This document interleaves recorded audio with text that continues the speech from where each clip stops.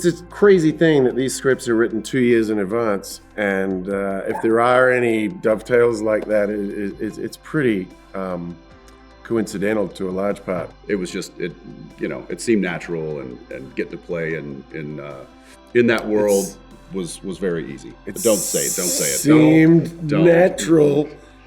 As opposed to supernatural.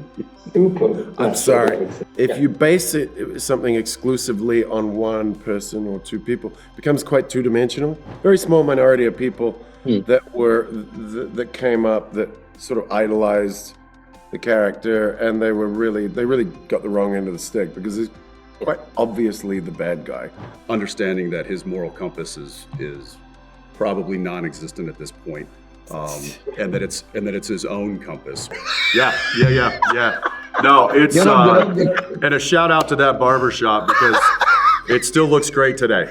Hi, Antony. Hi, Jensen. Welcome to Hindustan Times, and thank you for your time.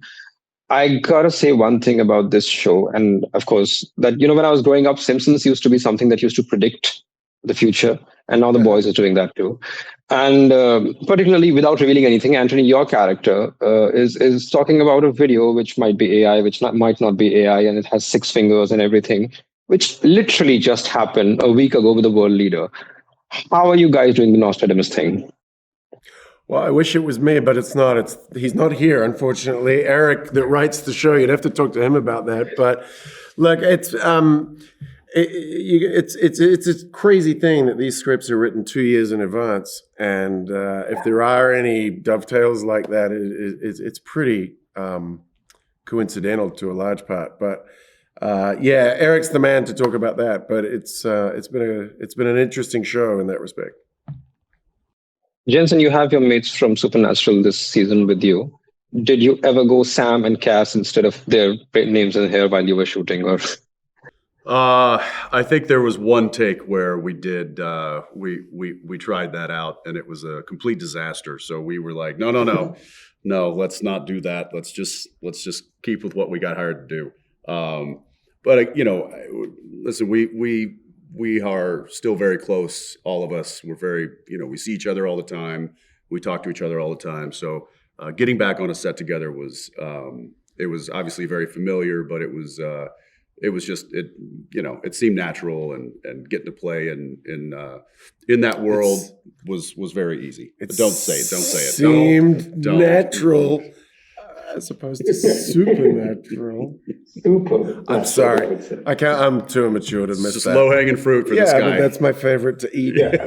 It's the ones I can reach are the good ones. It was great, and I'm pretty sure that it annoyed the hell out of him. Oh, no. Nothing annoys me. There were some eye rolls I saw. And your character has gone from being a superhero to almost a dictator right now. I mean, that's what he looks like to me. Where did you get that statesman-like thing for him? Were there any real-life inspirations, or were you just sticking to the script? The funny thing is like a lot of people have always wanted to make a lot of really, speaking of low-hanging fruit, comparisons to people in the real world, but it's actually not very helpful. I've never found that very informative, instructional, or helpful, frankly, because you got to build it from the inside out. Mm-hmm.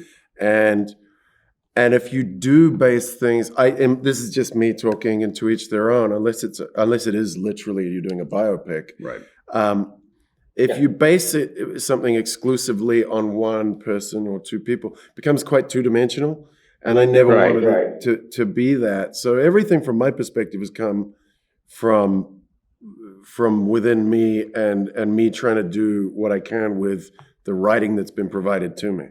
And the character is a brilliant character from the comic books. The premise of the show and the characters in the show really are incredible. So there's so much to work with there already.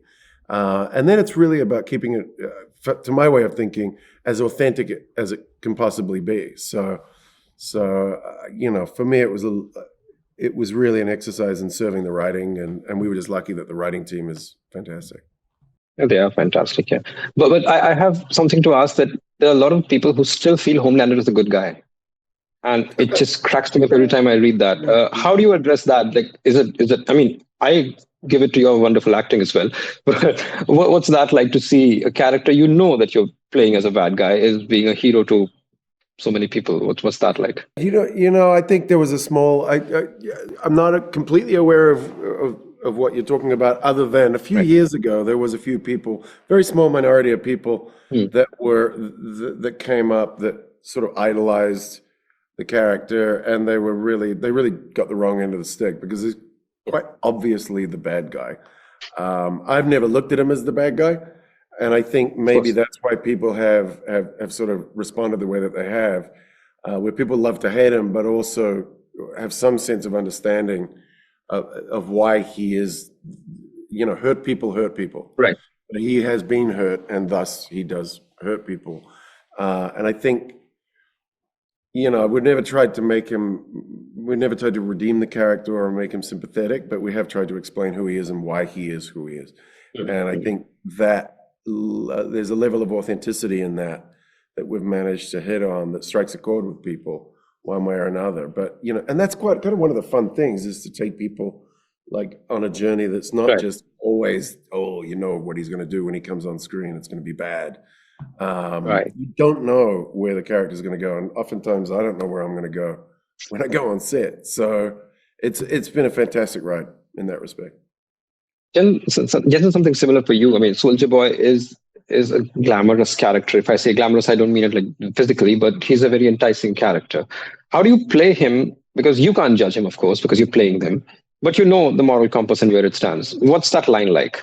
I mean, very similar to what Ant just said. It does go back, and I like that. Hurt people, and I think Soldier Boy comes from a very similar past. I think never getting his father's approval, spending his whole life trying to be something that his father could be proud of, and never really achieving that leaves a really big hole, I think, in a character like that. And so doing whatever he can to fill that, and it's usually not the right things. So he is obviously a troubled character as well. But like Ant said, it's finding a center to that character and trying to come at it from within as opposed to from exterior, and allowing that to then be how he presents himself to the world, and how he reacts with other characters. And I just tried to find that and try to do that, and understanding that his moral compass is probably non-existent at this point. And that it's his own compass, but again, he doesn't feel like he's a bad guy. He just feels like he's doing what he thinks is right, and that's a really fun layered character to play. Which is what people do, The crazy people don't walk around going, "What's the crazy thing to do?" There's not many people walking around actively doing bad things because they know it's a bad thing. Everyone's trying to survive. Yeah, and everyone has a set of tools that they've garnered over the years that they employ to survive. And these two, our characters are incredibly similar. And I think thematically, that's one of the things that I've really enjoyed about the show, is that I do think, I think there's so many different types of masculinity in the world at the moment that are either antiquated, outdated, or just toxic. And it does get handed from generation to generation. And I think that's, I'm fascinated by that. Antony is fascinated by that, and so it's been really fun to get in and mix it up, especially with someone that you actually enjoy working with, And I'm only saying that because he's here, but no, it's great, because not everyone wants to buy in the same way. You don't always have the same. You don't always gel, frankly, and we did, so it's been great. Yeah. I'm going to end it with a slightly fun note. Jensen, I don't know if you know, but you're pretty popular in India. Of course, you know that. But you're popular that barber shops have your pictures. And this one I found in Bombay has a picture of you for a hair transplant thing. They did a before and after because you have the perfect hair. I don't know if you can see this, but... Yeah. No, it's... and a shout out to that barber shop because it still looks great today. Whatever. Yeah, hold it up one more time. Ant's got to get a look at this. It's, So this was an actual... They just removed. It was a heel and reveal, as we call it in the biz. Oh my god! Yeah. Jensen, are you scared that you're not getting paid for this? I mean, it's a small barber shop, but still. I'm not scared that I'm not getting paid. I'm scared that I continue to see this picture. Because we've lost Dan. He's out. I need that. It's going on my wall. I'm gonna DM you that on Instagram, right? All right, Anthony. But thank you for the time. Hey, I appreciate that. Thanks for the laugh. You just added years to my life, my friend. Thank you. Thank you. That's a small thing I could do for all the joy and skills that you've given us, Anthony and Jensen. I was not expecting Thank you that, for my this. friend. Thank you. Thank you for this, and all the best for the boys. And I've been a fan of you since Supernatural, Jensen. Thank you. I appreciate it, man. Thank you. Thanks, man.